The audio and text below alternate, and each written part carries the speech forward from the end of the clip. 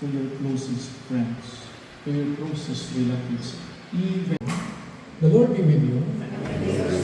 And may Almighty God bless you, the Father, and the Son, and of the Holy Spirit.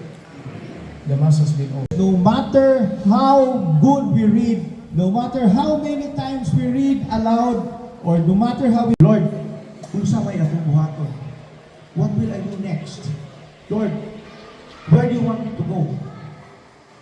No? So that's something that will bind your relationship with the Lord more.